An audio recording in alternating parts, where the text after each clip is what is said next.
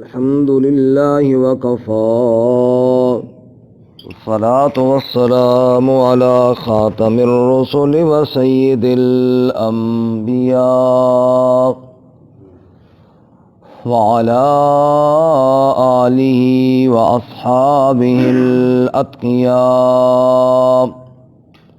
أما بعد فأعوذ بالله من الشيطان الرجيم. بسم الله الرحمن الرحيم. ولا تنكحوا المشركات حتى يؤمن ولأمة مؤمنة خير من مشركة ولو أعجبتكم ولا تنكحوا المشركين حتى يؤمنوا ولعبد مؤمن خير من مشرك ولو أعجبكم أولئك يدعون إلى النار والله يدعو إلى الجنة والمغفرة بإذنه ويبين آياته للناس لعلهم يتذكرون. ولا تنكحوا المشركات، اور نہ نکاح کرو مشرکہ عورتوں سے، حتیٰ یؤمن، یہاں تک کہ وہ ایمان لے آئیں، وَلَأَمَةٌ مُؤْمِنَةٌ خَيْرٌ مِّن مُشْرِكَةٍ، اور باندی ایمان والی بہت بہتر ہے مشرکہ عورت سے، وَلَوْ أَعْجَبَتْكُمْ، اگرچہ وہ تمہیں اچھی لگے، وَلَا تُنكِحُوا الْمُشْرِكِينَ، اور نکاح نہ کرو مشرک مردوں سے، حتیٰ یؤمنوا، یہاں تک کہ وہ ایمان لے آئیں، وَلَعَبْدٌ مُؤْمِنٌ خَيْرٌ مِّن مُشْرِكٍ، اور غلام ایمان والا بہتر ہے مشرک مرد سے، وَلَوْ أَعْجَبَكُمْ، اگرچہ وہ تمہیں اچھا لگے، اولئک یدعون الی النار، یہ لوگ تو بلاتے ہیں آگ کی طرف، واللہ یدعو الی الجنۃ والمغفرۃ بإذنہ، اور اللہ تعالیٰ بلاتا ہے جنت اور بخشش کی طرف اپنے حکم کے ساتھ، وَيُبَيِّنُ آیَاتِهِ لِلنَّاسِ، اور بیان کرتا ہے اپنی آیتیں لوگوں کے لیے، لَعَلَّهُمْ يَتَذَكَّرُونَ، تاکہ وہ دھیان کر لیں۔ سبحان ربک رب العزت عما یصفون وسلام علی المرسلین والحمد للہ رب العالمین۔ اللہم صل علی محمد وعلی آل محمد كما صليت على إبراهيم وعلى آل إبراهيم إنك حميد مجيد۔ اللهم بارك على محمد وعلى آل محمد كما باركت على إبراهيم وعلى آل إبراهيم إنك حميد مجيد۔ معزز سامعین،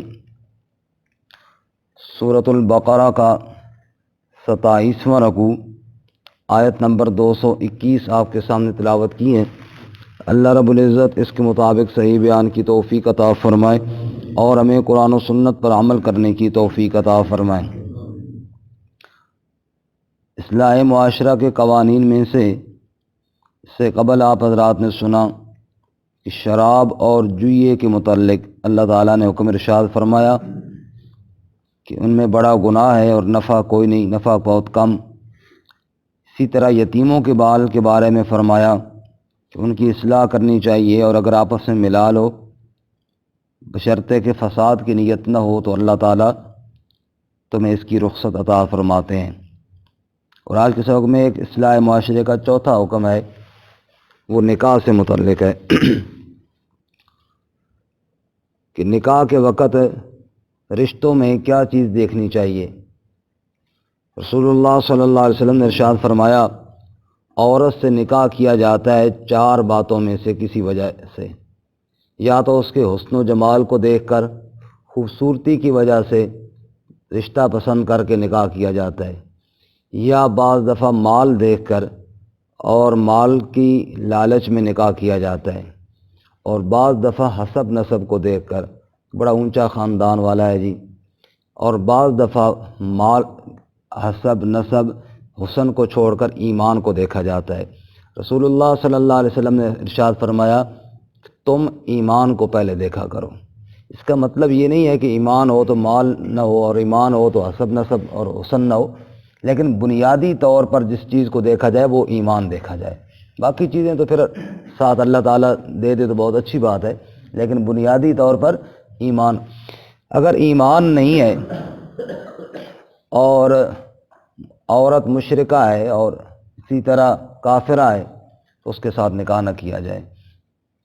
بعض لوگ بلکہ اکثر لوگ حسن و جمال کو دیکھ کر او جی فلاں عورت سے نکاح کرنا ہے، کوئی مسئلہ نہیں جی، جب وہ نکاح میں آ جائے گی نا تو میں اس کو سیدھا کر لوں گا، اور دوسرے دن جناب خود سیدھا ہوتا ہے، اور بالکل جناب جیسے سیٹی پر تیتر چلتا ہے ایسے پیچھے پیچھے چل رہا ہوتا ہے۔ تو بھائی تو نے تو اس کو سیدھا کرنا تھا۔ اور ایک عورت ایسے ہی خاندان کو پلٹ کر لے جاتی ہے۔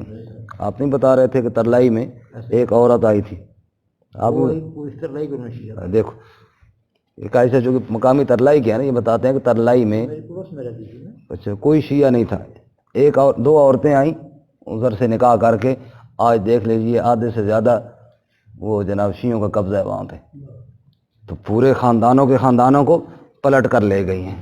اس لیے کہ یہ بات کہ جناب بعد میں سیدھا کر لوں گا، بعد میں خود سیدھے ہو جاتے ہیں، اور ایسے سیدھے ہوتے ہیں۔ وہ چڑکس تھے امام غازی کے، سارے شاہ جی بن گئے، سارے شاہ جی بنتے ہوئے کوئی دیر تو نہیں لگتی نا۔ اللہ شاہ صاحب رحمۃ اللہ علیہ سے کسی نے پوچھا فلاں آدمی شاہ ہے، فرمایا بالکل شاہ ہے، اور پکا ٹھکا شاہ ہے، اور میں اس پہ عینی شاہد ہوں۔ آپ عینی شاہد کس طرح ہیں؟ کہا وہ میرے سامنے بنا ہے، پہلے نہیں تھا شاہ، پہلے شاہ نہیں تھا، پھر میرے سامنے بنا ہے۔ وہ کہتے ہیں کوئی آدمی کسی کے گاؤں کا تھا، لوہار کا کام کرتا تھا، پڑھائی کا کام، اجمل صاحب کی فیملی سے تعلق رکھتا تھا، وہ کہیں شہر چلا گیا، وہاں جا کے شاہ بن گیا۔ تو گاؤں کا کوئی بندہ اس سے ملنے کے لیے گیا، اس کا نام جو بھی تھا، اگر صادق سنا کہ صادق اس کا نام تھا، وہ پوچھے بھی صادق لوہار کا گھر کون سا ہے؟ صادق ترخان کا۔ وہ کہیں ادھر صادق ترخان تو کوئی نہیں ہوتا، ایک صادق شاہ صاحب ہوتے ہیں۔ انہوں نے کہا نہیں شاہ صاحب نہیں، ترخان کو میں نے ملنا ہے۔ بالآخر جب وہ ترخان نہ ملا، انہوں نے کہا اچھا چلو شاہ جی کا گھر بتاؤ، صادق شاہ صاحب کون ہے؟ آگے جو دستک دی تو وہی صادق ترخان صاحب نکلے۔ انہوں نے کہا اللہ کے بندے، میں صبح سے گھوم رہا ہوں، یہ مجھے بتا بھی رہے ہیں کہ صادق شاہ صاحب کا گھر ہے، تو شاہ کیسے بن گیا؟ اس نے کہا چپ کر، اے نال والا گھر بھی شاد ہے، او گھر بھی شاد ہے، سیک چڑھے تو درمیان میں بھی شاہ بن گیا،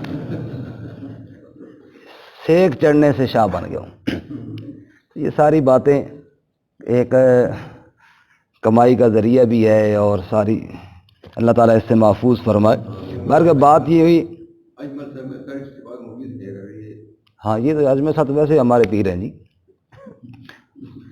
وَلَا تَنْكِحُوا الْمُشْرِكَاتِ حَتَّى يُؤْمِنَّ، ارشاد فرماتے ہیں مشرکہ عورتوں سے نکاح نہ کرو، حَتَّى يُؤْمِنَّ، یہاں تک کہ وہ ایمان لے آئیں۔ سورۃ النور میں ہم نے پڑھا جی ہفتے والے درس میں، الزانی لا ينكح الا زانیۃ او مشرکہ والزانیۃ لا ينكحها الا زان او مشرک وحرم ذلك علی المؤمنین۔ فرمایا زانیہ عورت یا تو زانی بدکار مرد سے نکاح کرے یا پھر مشرک سے کرے، اسی طرح مشرکہ یا مشرک مرد سے کرے یا بدکار مرد سے کرے، وحرم ذالک علی المؤمنین، اور اہل ایمان پر یہ جائز نہیں ہے۔ مفسرین فرماتے ہیں زانیہ اور مشرکہ کو اکٹھا اللہ نے ایک آیت میں کیوں ذکر فرمایا؟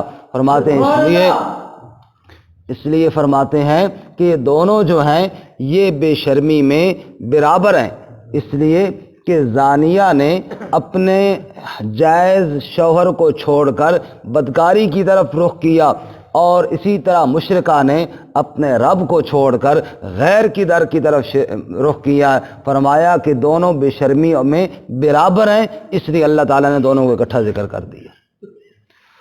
فرماتے ہیں وَلَا تَنْكِحُوا الْمُشْرِكَاتِ حتیٰ یؤمننا، مشرکہ عورتوں سے نکاح نہ کرو یہاں تک کہ وہ ایمان لے آئیں، یعنی شرک سے توبہ کر لیں۔ اور سورۃ الممتحنہ میں ارشاد فرمایا، چونکہ مکہ مکرمہ سے ہجرت کر کے مسلمان مدینہ منورہ تشریف لے گئے، اور وہاں سے مکہ میں بعض ایسی عورتیں بھی تھیں کہ جو ایمان تو لے آئیں، اور مکہ میں ان کے شوہر وہ مشرک تھے، اس لیے وہ چھپ کر وہاں سے ہجرت کر کے مدینہ منورہ چلی گئیں۔ تو سورۃ الممتحنہ میں اللہ تعالیٰ نے ارشاد فرمایا کہ وہ عورتیں جو ایمان لے آئی ہیں اور ان کے شوہر مشرک وہاں مکہ میں رہ گئے ہیں اور ان کو چھوڑ کر وہ جناب چلی آئی ہیں کہاں پہ؟ مدینہ منورہ میں، اب ان کو واپس ان کی طرف مت لوٹاؤ۔ آپ نکالیں سورۃ الممتحنہ صفحہ نمبر 497، 28واں پارہ، 28واں پارہ، سورت کا نام ہے سورۃ الممتحنہ، صفحہ نمبر ہے جی 497، 497۔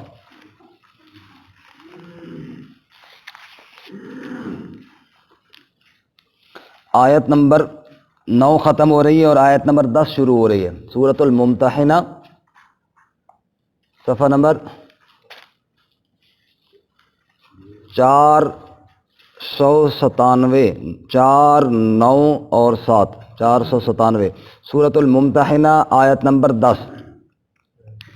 یا ایھا الذین آمنوا، اے ایمان والو، اذا جاءکم المؤمنات مہاجرات، جب آئیں تمہارے پاس ایمان والی عورتیں، مہاجرات ہجرت کر کے، میں نے پہلے عرض کر دیا مکہ مکرمہ سے ہجرت کر کے مسلمان مدینہ منورہ گئے، اور مدینہ میں مسلمان رہتے تھے، مکہ میں اس وقت مشرکین کا راج تھا، تو لہٰذا یہاں پہ جو ایمان لے آتا اس کے لیے یہاں رہنا مشکل ہوتا، اس لیے وہ چھپ چھپا کے یہاں سے نکل کر مکہ مکرمہ سے مدینہ چلا جاتا۔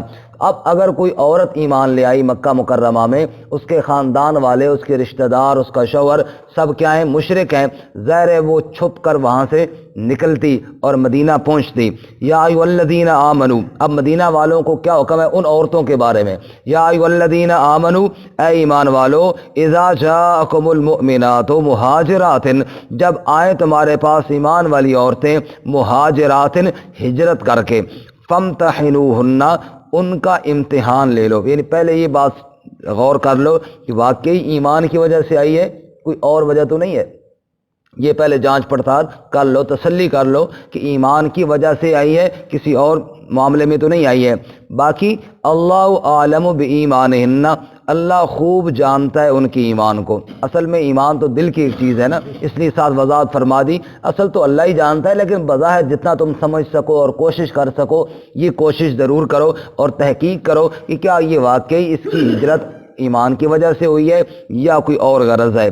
فَإِنْ عَلِمْتُمُوهُنَّ مُؤْمِنَاتٍ، پس اگر تم جان لو ان کو کہ وہ مومنہ ہیں، پتہ چل جائے وہ ایمان والی ہیں اور ایمان بچانے کی غرض سے ہی مکہ چھوڑ کر مدینہ آئی ہیں، ان کی اور کوئی غرض نہیں، ان کا کوئی اور مقصد نہیں ہے، اگر یہ بات کنفرم ہو جائے تو فَلَا تَرْجِعُوهُنَّ إِلَى الْكُفَّارِ، مت لوٹاؤ ان کو کافروں کی طرف، ان کو واپس کفار کی طرف مت لوٹاؤ۔ کیوں؟ فرمایا لا ہن حل لہم، نہیں ہے وہ حلال ان کے لیے، ولا ہم یحلون لہن، اور نہ وہ حلال ہے ان کے لیے، نہ یہ عورتیں مسلمان عورتیں کافروں کے لیے حلال ہیں، اور اسی طرح نہ کافر مرد مسلمان عورتوں کے لیے حلال ہیں، نہ وہ عورتیں ان مردوں کے لیے، نہ وہ مرد ان عورتوں کے لیے حلال ہیں۔ وآتوا ما انفقوا، اور دے دو ان کو جو انہوں نے خرچ کیا، جو انہوں نے ان کو نکاح ہوا تھا نا پہلے مکہ میں مشرکوں کے ساتھ، ظاہر ہے انہوں نے کوئی مہر دیا ہوگا، جو کچھ انہوں نے ان کو دیا ہے تم ان کو لوٹا دو کہ یہ بھائی تمہارا مہر واپس ہے، اب یہ چونکہ ایمان والی ہے اس کا نکاح تمہارے ساتھ ٹوٹ گیا ہے، اب اس کا نکاح تمہارے ساتھ جائز نہیں ہے، لہٰذا ہم اس کو واپس نہیں لوٹاتے۔ اب مکے والے وہ جو ان کے مشرک اور کافر شوہر تھے، انہوں نے جو ان کو مال دیے وہ تم ان کو لوٹا دو، اس کے بعد نیا مہر مقرر کر کے آگے یہ نیا نکاح کر سکتی ہیں۔ ولا جناح علیکم، اور نہیں گناہ تم پر، ان تنکحوہن، کہ تم ان سے نکاح کر لو، اذا آتیتموہن اجورہن، جب تم ان کو ان کے مہر دے دو، یعنی اب نیا مہر دے کر ادھر نئے مسلمان مرد کے ساتھ اس کا نکاح کر دو، کوئی حرج نہیں۔ یہاں پر یہ بات غور کریں آپ کہ اللہ تعالیٰ نے یہ فرمایا کہ ان کو ان کا مال پیسہ واپس دے دو، اور یہ ان کے لیے حلال نہیں ہے۔ یہ نہیں فرمایا کہ ان سے طلاق کا مطالبہ کرو، کیوں کہ جب اس نے ایمان قبول کر لیا اور اس نے کفر کو ہی ترجیح دی شوہر نے، تو ان کا نکاح ٹوٹ گیا۔ اب اس سے طلاق کا مطالبہ کرنے کی ضرورت ہی نہیں رہی۔ کافر کو، مشرک کو مسلمان پر اختیار ہی نہیں ہے، اس کا ختم ہو گیا، کیونکہ سب سے بڑی دولت ایمان والی تھی۔ اس عورت نے وہ دولت قبول کر لی ہے، مرد اس سے محروم رہا ہے۔ یہی وجہ ہے کہ اگر میاں بیوی اکٹھے مسلمان ہو گئے، آپ صلی اللہ علیہ وسلم نے وہی نکاح برقرار رکھا، دوبارہ ضرورت نہیں ہے، کیونکہ اسی طرح وہ اسلام میں آ گئے۔ لیکن اگر شوہر نے اسلام کا انکار کر دیا، بیوی نے قبول کر لیا، تو قرآن کی آیت موجود ہے کہ وہ نکاح ان کا کیا ہو گیا جی؟ ختم ہو گیا، باطل ہو گیا جی۔ وَلَا جُنَاحَ عَلَيْكُمْ أَن تَنكِحُوهُنَّ إِذَا آتَيْتُمُوهُنَّ أُجُورَهُنَّ، نئے مہر دے کر نئے مسلمان مرد سے ان کا نکاح کر دو۔ آگے جی، وَلَا تُمْسِكُوا بِعِصَمِ الْكَوَافِرِ۔ اب ایک اور مسئلہ، خلاصہ تو اس کا بھی یہی ہے، لیکن پھر بھی کہ اللہ نہ کرے مسلمانوں میں سے اگر کسی کی بیوی کافرہ ہو جائے، مشرکہ ہو جائے، تو جیسے ان مشرکوں میں سے ایک عورت مسلمان ہو گئی تھی، نکاح ختم ہو گیا تھا، مسلمانوں کی بیوی اگر ہو جائے کافرہ، اس کا بھی ختم ہو گیا، اس کو بھی ادھر لوٹا دو، جاؤ بھائی کسی کافر سے کر لو، ختم ہو گیا یہاں سے۔ ولا تمسکوا، اور مت روکو، بعصم الکوافر، کافروں کی ناموس کو، یہ جو عورت کافرہ ہیں ان کو مت روکو۔ واسألوا ما انفقتم، تم بھی مانگ لو جو تم نے خرچ دیا ہے۔ وہاں کہا تھا نا اگر ان کافروں نے مسلمان بیویوں کو کچھ دیا ہوا ہے تو ان کو واپس پیسے دے دو، اور عورت واپس نہ کرو کیونکہ یہ ایمان والی ہے، اس کا نکاح ایمان والے سے ہوگا۔ اور اب ایمان والوں سے کہہ رہے ہیں اگر تمہاری بیوی، تم میں سے کسی کی بیوی اللہ نہ کرے وہ مشرکہ ہو جائے، وہ کافرہ ہو جائے، وہ مرتد ہو جائے، اس کو بھی نہ روکو، اس کو جانے دو کافروں کے پاس، اور جو تم نے خرچہ مرچہ مہر وغیرہ اس کو دیے تم ان سے لے لو۔ وَلْيَسْأَلُوا مَا أَنفَقُوا، چاہیے کہ وہ مانگ لیں جو انہوں نے خرچ کیا۔ ذَالِكُمْ حُکْمُ اللَّهِ، یہ اللہ کا حکم ہے۔ یہ کس کا حکم ہے؟ اللہ تعالیٰ۔ یعنی مومن مرد کا کافرہ مشرکہ سے نکاح درست نہیں ہے، یہ اللہ کا حکم ہے۔ يَحْكُمُ بَيْنَكُمْ، اور اللہ فیصلہ کرتا ہے تمہارے درمیان۔ واللہ علیم حکیم، اور اللہ تعالیٰ علم والا، حکمت والا ہے۔ تو یہ ایک اصول اللہ تعالیٰ نے بیان کر دیا نکاح کے لیے۔ تو نکاح گویا کہ ایک رسم نہیں ہے کہ جس طرح جی میں آیا اس طرح کر دیا، نکاح ایک عبادت ہے۔ نکاح ایک کیا ہے؟ عبادت ہے۔ یہی وجہ ہے کہ امام ابو حنیفہ رحمۃ اللہ علیہ فرماتے ہیں کہ نفل نماز پڑھنے سے نکاح میں مشغول ہونا افضل عبادت ہے۔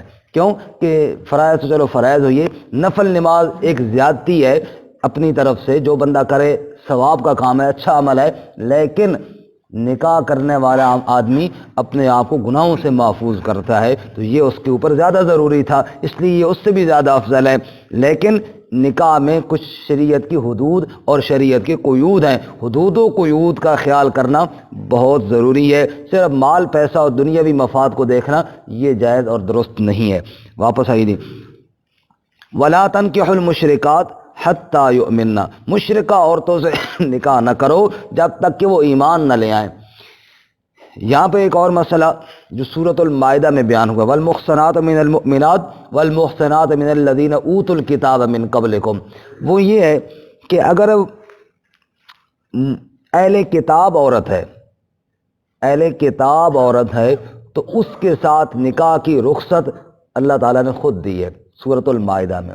معلوم ہوا کہ عام مشرکہ عورتوں سے تو نکاح کرنا جائز نہیں ہے، لیکن اگر آسمانی کتاب پر ان کا ایمان ہے تو پھر جائز ہے، جائز ہے، ضروری نہیں ہے۔ یہی وجہ ہے کہ حضرت عمر رضی اللہ تعالیٰ عنہ نے فرمایا، صحیح حدیث میں ہے، عمر رضی اللہ تعالیٰ عنہ فرماتے ہیں کہ میں اس کو اچھا نہیں سمجھتا، کیونکہ جائز ضرور ہے لیکن کئی عورتیں پھر ادھر سے آتی ہے، وہی بات جو میں نے پہلے عرض کی، پھر مردوں کو اس طرف ہی لے کر جاتی ہیں۔ تو حد الوسع کوشش یہ کرنی چاہیے کہ اہل ایمان عورت سے ہی نکاح کیا جائے، اور اگر کہیں کسی نے اہل کتاب عورت سے بھی نکاح کر لیا تو وہ حرام نہیں ہوگا، جائز کے درجے میں اس کی بھی گنجائش موجود ہے۔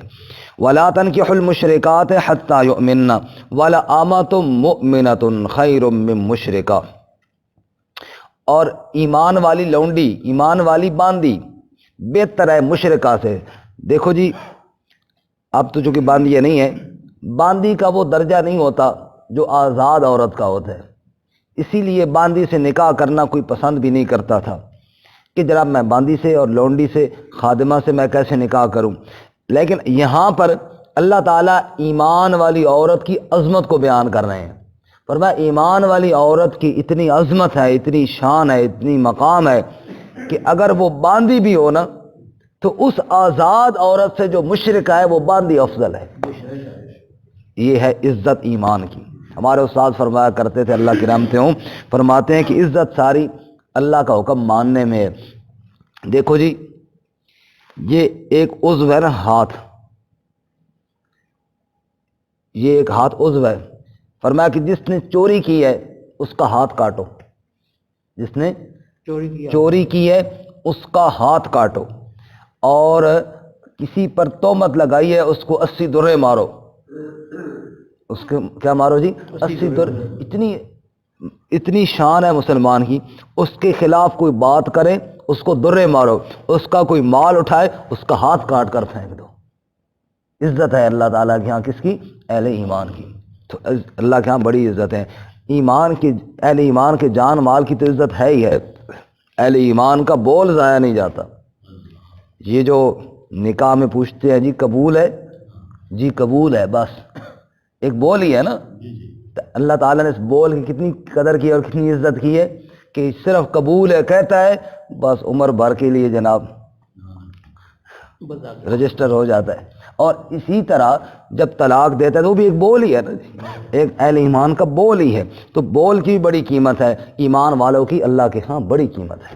اللہ ہمیں یہ قدر، ایمان کی قدر کرنے کی توفیق عطا فرمائے۔ وَلَأَمَةٌ مُؤْمِنَةٌ، آما باندی لونڈی، مؤمنہ ایمان والی باندی، ایمان والی لونڈی، خیر من مشرکہ بہتر ہے مشرکہ سے، ولو اعجبتکم اگرچہ وہ تمہیں اچھی لگے، کتنی حسین و جمیل کیوں نہ ہو، کتنی خوبصورت وہ مشرکہ عورت کیوں نہ ہو، لیکن ایمان والی باندی، ایمان والی نوکرانی اس آزاد خوبصورت حسین و جمیل عورت سے اللہ کے ہاں بہت بہتر ہے، بہت شان والی۔ ولا تنکحوا المشرکین، جیسے مردوں کو حکم دیا مشرک عورتوں سے نکاح مت کرو، ایسی عورتوں کو بھی حکم ہے مشرک مردوں سے نکاح مت کرو، حتیٰ یؤمنوا، یہاں تک کہ وہ ایمان لیں۔ دیکھو جی اکثر قرآن پاک میں نا اکٹھا ہی حکم ملتا ہے، اے ایمان والو روزے رکھو، اے ایمان والو یہ کرو، یعنی الگ الگ نہیں حکم دیا کہ مردوں تم بھی یہ کرو عورتوں تم بھی یہ کرو، لیکن یہاں پر دونوں کو الگ الگ حکم دیا، مردوں کو الگ حکم دیا عورتوں کو الگ۔ جب یہ کہہ دیا تھا تو اسی میں ضمناً یہ بات بھی سمجھ میں آ سکتی تھی کہ عورتوں کو بھی چاہیے کہ مشرک سے نکاح نہ کریں، لیکن الگ الگ بیان کیا اس کی تاکید کے لیے، اس کی تاکید، مردوں تم بھی سنو عورتوں تم بھی سنو، اس کی مزید تاکید کے لیے اللہ رب العزت نے دونوں کو الگ الگ بیان کیا، اور آگے فرمایا وَلَا تُنْكِحُوا الْمُشْرِكِينَ حَتَّى يُؤْمِنُوا وَلَعَبْدٌ مُؤْمِنٌ خَيْرٌ مِّن مُشْرِكٍ، اور غلام ایمان والا بہت بہتر ہے مشرک سے۔ حضرت زید رضی اللہ تعالیٰ عنہ، یہ رات والے درس میں بات کرنی تھی بس رہ گئی، بات چیزیں رہ جاتی ہیں۔ حضرت زید رضی اللہ تعالیٰ عنہ غلام تھے، زید بن حارثہ، اور غلام بنائے گئے تھے غلام نہیں، ویسے لوگوں نے اغوا کیا تھا اور غلام بنا کر بیچ دیا تھا۔ حضرت سیدہ خدیجہ الکبریٰ رضی اللہ تعالیٰ عنہ نے خریدا تھا، اور خرید کر کے نبی صلی اللہ علیہ وسلم کو خدمت کے لیے دے دیا تھا۔ حضرت زید نبی پاک کے غلامی میں آ گئے، والد ان کے ڈھونڈتے رہتے، پریشان رہتے۔ کسی نے بتایا کہ میں حج پہ گیا ہوں اور آپ کے بیٹے کو تو میں نے مکہ میں دیکھا ہے، بڑے خوش ہوئے، بھائی کو ساتھ لیا، مکہ مکرمہ آ گئے، نبی صلی اللہ علیہ وسلم سے ملے۔ آپ صلی اللہ علیہ وسلم سے کہا کہ ہمارا بیٹا زید آپ کی غلامی میں، آپ نے کہا بالکل اسی طرح ہے۔ کہا جی وہ غلام نہیں تھا، لوگوں نے اس کو اغوا کر کے غلام بنا کے بیچ دیا، تو برائے مہربانی آپ اسے فروخت کر دیں، ہم خریدنے آئے ہیں، جو پیسے آپ کہیں گے ہم آپ کو منہ مانگی رقم دینے کے لیے تیار ہیں، ہمارا بچہ ہے، آپ اس کو فروخت کر دیں۔ آپ صلی اللہ علیہ وسلم دیکھو میں زید کو بلاتا ہوں، اگر وہ تمہارے ساتھ جانا چاہتا ہے تو پیسوں کی ضرورت نہیں، مفت میں لے جاؤ، فری میں لے جاؤ، میری طرف سے آزاد ہے، لیکن اگر وہ نہیں جانا چاہتا تو پھر زبردستی نہیں کرو گے۔ ان کا جی ٹھیک ہے، یہ تو ہمارے توقع سے بھی اچھا آپ نے فیصلہ فرمایا۔ آپ نے زید کو بلایا، زید جانتے ہو ان کو؟ جی یا رسول اللہ یہ میرے والد صاحب ہیں۔ یہ میرے چچا ہیں زید، یہ تمہیں لینے کے لیے آئے ہیں، اگر ان کے ساتھ آپ جانا چاہو تو میری طرف سے کوئی منع نہیں، نہ میں ناراض ہوں نہ میں خفا ہوتا ہوں، میری طرف سے اجازت ہے، آپ چلے جاؤ ان کے ساتھ۔ لیکن کہاں رحمت للعالمین صلی اللہ علیہ وسلم کی شفقت ہے، اور کہاں اللہ کے نبی کی زید نے بڑا اچھا فیصلہ کیا، بہت ہی اچھا فیصلہ۔ جب آپ نے اجازت دی تو زید سکتے میں آ گئے اور آنسو بھر لیے۔ آپ نے فرمایا زید کیا بات ہے؟ کہ یا رسول اللہ گھر میں ماں باپ تو مل جائیں گے، بہن بھائی تو مل جائیں گے، لیکن آپ سے تو دور ہو جاؤں گا نا یا رسول اللہ، میں آپ کو نہیں چھوڑ سکتا، میں آپ کو چھوڑ کر نہیں جا سکتا۔ زید کے باپ نے جب یہ بات سنی تو حیران رہ گیا۔ زید ہوش میں تو ہو، یہاں تم غلام ہو، نوکر ہو، وہاں تم گھر کے مالک ہو، وہاں تم آزاد ہو، تو یہ کیا کہہ رہے ہو؟ غلامی کو ترجیح دے رہے ہو آزادی پر؟ گویا کہ زید نے جواب میں کہا ہاں، محمد کی غلامی ہے شرط آزاد ہونے کی، خدا کے دامن توحید میں آباد ہونے کی۔ کہا بابا مجھے پتہ ہے یہاں میں غلام ہوں، وہاں میں آزاد ہوں، لیکن میں ساری آزادیاں محمد کریم صلی اللہ علیہ وسلم کی غلامی پر قربان کرنے کے لیے تیار ہوں، میں نہیں چھوڑ سکتا اللہ کے نبی صلی اللہ علیہ وسلم۔ آپ صلی اللہ علیہ وسلم خوش ہوئے، آپ نے زید کو گود میں لے کر فرمایا زید تم میرے غلام نہیں، تم میرے بیٹے ہو، تم میرے بیٹے۔ اس کے بعد سے زید کو لوگ نبی پاک کا بیٹا کہنا لگ گئے، زید بن محمد صلی اللہ علیہ وسلم۔ اور آپ صلی اللہ علیہ وسلم تو ویسے ہی شفقت کا دریا تھے، رحمت للعالمین تھے صلی اللہ علیہ وسلم۔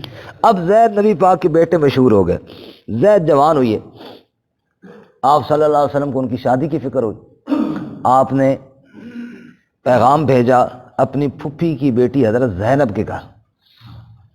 اب میں جو بات کر رہا تھا وہ یہ کر رہا تھا کہ غلاموں سے نکاح کے لیے تیار کوئی نہیں ہوتا تھا، اگرچہ زید نبی پاک کے بیٹے سمجھے جاتے تھے، لیکن پیچھے یہ دبا تو تھا نا کہ یہ غلام تھے، جی یہ بات تو تھی نا، اس لیے ان کا دل نہیں چاہتا تھا کہ زید کے ساتھ نکاح کریں زینب کا، زینب کے والدین کا۔ کیوں؟ کیونکہ وہ تو اعلیٰ خاندان تھا، اور وہ کہیں گے جناب ان کو اپنی بیٹی کے لیے غلام ہی ملا ہے۔ یہ لوگوں کے تانے بھی بڑے ہوتے ہیں نا، لوگوں کے تانے سے بچاؤ کے لیے لوگ بہت سے لوگ کیا کہیں گے کہ اپنی بیٹی کے لیے یہ سردار خاندان تھا اور ان کو رشتے میں غلام ہی ملا ہے اور اس کے ساتھ نکاح کر دیا۔ ابھی ان کا جی نہیں چاہ رہا تھا کہ سورۃ الاحزاب کی آیت اللہ نے نازل فرمائی وما کان لمؤمن ولا مؤمنۃ اذا قضى اللہ ورسولہ امرا ان یکون لهم الخیرۃ من امرہم، نہ ایمان والے مرد کو اختیار ہے نہ ایمان والی عورت کو اختیار ہے، جب اللہ اس کے رسول فیصلہ کر دے پھر اختیار کوئی نہیں ہے، پھر وہ فیصلہ ماننا پڑتا ہے جو اللہ کے نبی صلی اللہ علیہ وسلم کر دے۔ زید کے والدین نے اجازت دے دی، ٹھیک ہے جی نکاح ہو گیا۔ یہ اللہ کی حکمت تھی، وہ تفصیلی مسئلہ ہے کہ منہ بولا بیٹا حقیقی بیٹا نہیں ہوتا۔ زید کے ساتھ نکاح ہو گیا، زید دوسرے دن آیا یا رسول اللہ میرا دل ہی نہیں لگ رہا، میں طلاق نہ دے دوں؟ اور ہم سے کہا لے کا زوجہ کا واتق اللہ، او بھائی کیا کر رہا ہے، کتنی مشکل سے تیرا نکاح کرایا، نہیں یا رسول اللہ میرا دل نہیں لگ رہا۔ اب دل کیسے لگے جو اللہ جو نہیں لگنے دے رہا؟ اللہ تعالیٰ یہ چاہتے ہیں کہ اب زید دے اس کو طلاق زینب کو، اور زینب کا نکاح نبی صلی اللہ علیہ وسلم سے ہو۔ ایک تو ان کے ماں باپ کے دل میں جو بات تھی وہ ختم ہو کے اعزاز ملے، دوسرا یہ رسم ٹوٹے کہ منہ بولا بیٹا جو ہوتا ہے نا وہ حقیقی بیٹا نہیں ہوتا، اس کی بیوی ورنہ تو بہو بن جاتی نا، نبی پاک صلی اللہ علیہ وسلم کی اب بہو نہیں ہے اس لیے نبی پاک کے ساتھ جائز ہے نکاح، ورنہ بہو کا نکاح تو سسر کے ساتھ جائز نہیں ہوتا۔ اب وہ جناب زید کا دل نہیں لگتا، اللہ جو نہیں لگنے دے رہا، اللہ تعالیٰ نے جناب ایسا زید کے دل میں ڈالی بات، زید نے طلاق دے دی، یا رسول اللہ میں نے تو دے دیا طلاق۔ اللہ تعالیٰ فرماتے ہیں فلما قضا زید منہا وطرا زوجناکہا، جب زید نے طلاق دی نا زینب کو، اے میرے محبوب زینب کا نکاح ہم نے آپ سے کر دیا۔ سبحان اللہ۔ اسی حضرت سیدہ زینب رضی اللہ تعالیٰ فرمایا کرتی تھی نا ازواج مطہرات کو، اور تمہارے نکاح تو زمین پہ ہوئی ہے، میرے نکاح تو رب نے خود کی ہے عرش برین پر۔ یہ اعزاز حضرت زینب کو حاصل ہے، اور یہ اعزاز حضرت زید کو حاصل ہے کہ قرآن میں ان کا نام ہے، قرآن میں صرف حضرت زید کا نام ہے اور کسی صحابی کا نام نہیں ہے۔ فلما قضا زید منہا وطرا زوجناکا، صرف حضرت زید کا، آخر زید کی قربانی بھی تو دیکھو نا، ماں باپ کو چھوڑ کر نبی پاک کی غلامی کو پسند کیا تھا، اور اللہ تعالیٰ نے یہ اعزاز عطا فرمایا کہ زید ہی کا نام قرآن پاک میں ہے اور کسی صحابی کا نام نہیں ہے قرآن پاک میں۔ خیر، تو بات یہ کر رہا تھا کہ مشرک مرد جو ہے وہ اس سے بہتر ایمان والا غلام ہے۔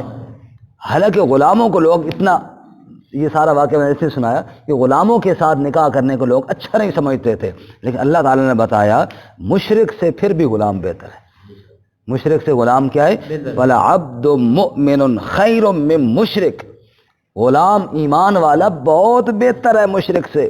وَلَوْ أَعْجَبَكُمْ، اگرچہ وہ مشرک تمہیں اچھا لگے، پسند ہو، کئی وجوہات سے پسند ہو، مال کی وجہ سے ہو، حسن کی وجہ سے ہو، جس وجہ سے پسند ہو، لیکن غلام جو ہے ایمان والا، اللہ کیا اس کی عزت ہے۔ اولئک یدعون الی النار، کیوں اللہ کے ہاں ان مشرکوں کی عزت نہیں فرمایا؟ اس لیے یہ تو تمہیں دوزخ کی آگ کی طرف بلاتے ہیں، یہ تو تمہیں یہ کروائیں گے تم سے شرک، اور شرک کا ٹھکانہ کیا ہے جی؟ دوزخ۔ اولئک یدعون الی النار، یہ کہتے ہیں آؤ دوزخ کی آگ کی طرف، اور واللہ یدعو الی الجنہ، اور اللہ تمہیں بلاتا ہے جنت کی طرف، اللہ تمہیں بلاتا ہے، ہاں، واللہ یدعو الی دار السلام، سورہ یونس میں فرمایا اللہ تمہیں سلامتی والے گھر کی طرف بلاتا ہے، اللہ تمہیں جنت کی طرف بلاتا ہے، والمغفرۃ باذنہ، اور اللہ تمہیں بخشش کی طرف بلاتا ہے اپنے حکم کے ساتھ۔ دیکھو جی، شرک کے علاوہ جتنے بھی گناہ ہوئی ہیں نا وہ بخشش کے قابل ہیں، اللہ تعالیٰ چاہے تو معاف کر دے۔ ان اللہ لا یغفر ان یشرک بہ ویغفر ما دون ذلک لمن یشاء، اس لیے فرمایا کہ ان کے قریب نہ جاؤ، یہ تمہیں شرک پر لگا دیں گے اور تم ایسے جرائم کر بیٹھو گے جو معافی کے قابل نہیں ہوں گے، اور اللہ تمہیں کہتا ہے آؤ توحید کی طرف آؤ، اہل توحید سے ملو تاکہ بخشش کے تم قابل ہو اور حقدار ہو۔ وَيُبَيِّنُ آیَاتِهِ لِلنَّاسِ، اور اللہ بیان کرتا ہے اپنی آیتیں لوگوں کے لیے، لَعَلَّهُمْ يَتَذَكَّرُونَ، تاکہ وہ نصیحت حاصل کریں اور اللہ تعالیٰ کے احکامات کو سمجھیں۔ اللہ ہمیں سمجھنے کی، نصیحت حاصل کرنے کی توفیق عطا فرمائے۔ ترجمہ دوبارہ سنیں۔ وَلَا تَنكِحُوا الْمُشْرِكَاتِ، اور نہ نکاح کرو مشرکہ عورتوں سے، حتیٰ یؤمنّا، یہاں تک کہ وہ ایمان لے آئیں، وَلَأَمَةٌ مُؤْمِنَةٌ خَيْرٌ مِّن مُشْرِكَةٍ، اور باندی ایمان والی بہتر ہے بہت مشرکہ سے، وَلَوْ أَعْجَبَتْكُمْ، اگرچہ وہ تمہیں بھلی لگے، وَلَا تُنكِحُوا الْمُشْرِكِينَ، اور نہ نکاح کیے جائیں مشرک مرد، حتیٰ یؤمنوا، یہاں تک کہ وہ ایمان لائیں، وَلَعَبْدٌ مُؤْمِنٌ خَيْرٌ مِّن مُشْرِكٍ، اور غلام ایمان والا بہتر ہے مشرک سے، وَلَوْ أَعْجَبَكُمْ، اگرچہ وہ تمہیں اچھا لگے، أُولَئِكَ يَدْعُونَ إِلَى النَّارِ، یہ لوگ بلاتے ہیں آگ کی طرف، وَاللَّهُ يَدْعُو إِلَى الْجَنَّةِ، اور اللہ تعالیٰ بلاتا ہے جنت کی طرف، والمغفرہ، اور بخشش کی طرف، بِإِذْنِهِ، اپنے حکم کے ساتھ، وَيُبَيِّنُ آیَاتِهِ لِلنَّاسِ، اور بیان کرتے ہیں اپنی آیتیں لوگوں کے لیے، لعلہم یتذکرون، تاکہ وہ نصیحت حاصل کریں۔ وآخر دعوانا ان الحمد للہ۔